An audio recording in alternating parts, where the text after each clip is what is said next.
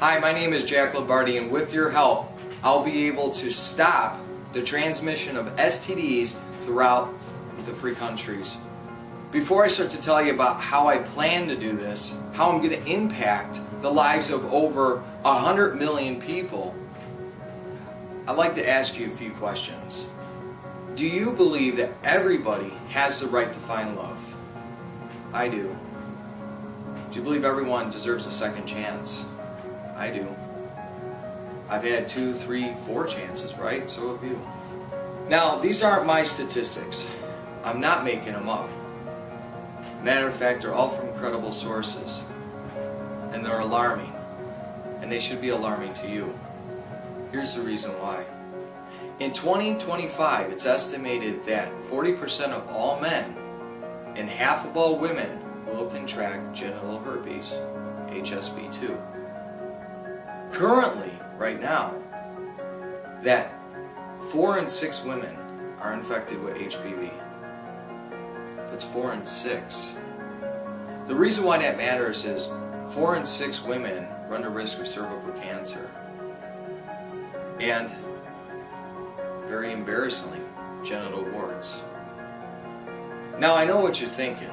Maybe these people did it to themselves. They were out just having sex with anybody. That's not the case. Condoms can't protect you from genital herpes or genital warts. It'll help you with other sexually transmitted diseases. But with the rise of birth control being free on the market, with our rights being extended to, having abortions, people aren't prone to use condoms. Now, I'm not going to get into the politics because that doesn't concern me. What concerns me is the people. So I challenge you to remain in that thought that they did it to themselves by reading some of the interviews that we have below this video. I challenge you to get intimate with these people by feeling their story. And at the end, if you still feel like people just do it to themselves, then this isn't a campaign for you to support. But if you're like me and so many others, you're going to want to get on board and help me. Because right now you have the opportunity to make a difference in over 100 million lives. Now these people deserve to find love. And we all know that people with an STD don't want to have to tell other people about their condition. But they have to. They know it. And those that choose not to continue to spread it. And those that choose to face shame and shunned by society. They don't want to have the talk. Get on board and help me in this. Help me give these people who are already infected a platform in which they can very safely and freely not have to ever have to talk again, so they can find love. So they can raise children in a positive home, not in a home of shame. Go ahead and read these stories below.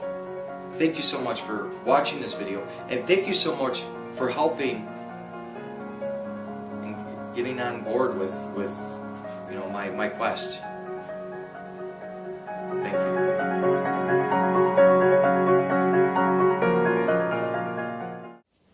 Okay, so why am I doing this? What's the story behind the story? Well, I have some people who are very close to me who I watch suffer. And what I mean by suffer, I'm talking about divorce. I mean, they stuck in marriages where there were, constant cheating, adultery, things like that happening. I mean, really rough stuff. Not even like an oops, like some real bad things. And they stuck it out, and I always wondered why. And one of these people is very close to me, and I watched this person suffer and not want to get out of a marriage, all because he felt like no one would accept him.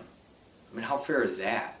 He felt like the disease he got from his wife would enable him. And it's like she used it. Maybe she stayed with him as well because she felt guilty. I don't understand what exactly happened, but I know what it did to them and their children and their family. And it not only impacted them, but impacted everyone around them. And here's the kicker. He never slept around. He never fooled around. I mean, she was his first. I mean, how much better? That's not the only story. Another very close friend of mine, she was 20 years old. She never had sex before. She wound up fooling around with a guy, not having sex, you fill in the blanks, and then wound up getting herpes.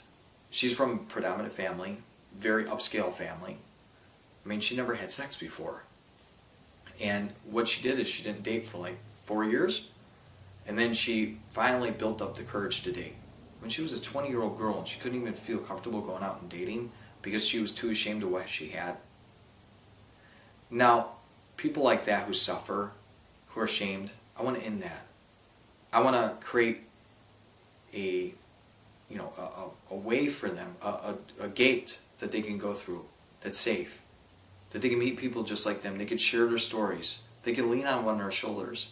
The community will help them cope, help them find hope again. And things like that aren't really out there. What's out there is sites or platforms that are built for profit. They're not built for people. They don't have the people really in mind. They were built to make money. And that's not what I want to do. So this is the reason why I've done it. I watch these people suffer, and I've seen enough. I've been an internet marketer, and I've been part of the web marketing community for some years, and I've done very well with it. It was time to give back, and I felt like I was going to use the skills and the gifts that I have to make this whole thing happen.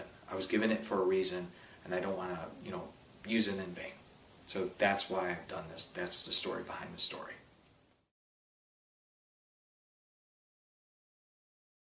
Why do we need money? Well, the answer is simple. It's expensive to do. It's expensive to do this. It really is. I have $55,000 of my own money in it, and we're not even done. We can't even launch yet because we still have split testing to do. We still have to start creating ads and to see what landing pages work, which ones don't, and we have to still send out a campaign of press releases to every newspaper, every health editor of every newspaper on the whole planet. We have to still reach all these news, health editors at like TV news channels. We have so much left to do, and it takes money to do this, and we have to facilitate, people to do this. So that's why we need money. The second part to this is we need it to retain, or I needed to retain equity. And what I mean by equity is a lot of people are willing to invest in this, but they want equity. And the problem with that is that, yay, they want to give us money, but they want to have control. And what will wind up happening is once I lose 51% of this business, I don't have control anymore. And then now I'm not controlling the vision. What will happen is it'll go from people to profits, and that I can't have. This has to be about people. It has to be about the user experience. It has to be about what it contributes to humanity for people who are positive and people who are not infected. This is a two-part cure to a problem that drug companies don't want. I mean, think about it. A drug company, you're telling me they can't cure some of these? I don't know about that. I'm not buying it. I don't think it's profitable to cure some of these diseases. I think it's more profitable to manage them. And if you have some common sense, I'm sure you'll pretty much agree with me. So this is the reason why we want money, is we want to make sure it's about people and not profit, because we need to retain the equity in the business until later dates when we're going to want to, invite investors in, for a smaller, chunk of the business, so we have money to put commercials up on TV. And then in the beginning they would want more, but if we could show that this business is profitable and it's a good risk for them, they'll only demand less. Again, keeping us in control of the vision and allow us to spread the good word throughout the whole world, helping people who are, positive, and also protecting people who aren't. We have to take control. That's what it is. I mean, we can't rely on big business. We can't rely on drug companies because they're about the profits. They're not about the people. So that's the reason why I'm here, is to raise enough money to where I can see this vision through without lining the pockets of people who are already rich.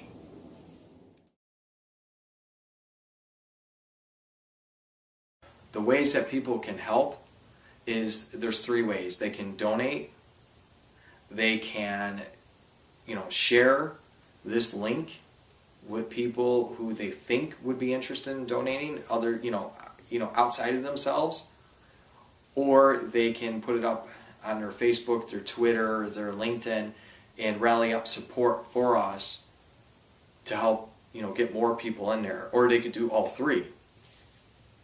Donate, send it to, to an email, or put it up on their Facebook, or Facebook, LinkedIn, Twitter, just their social media.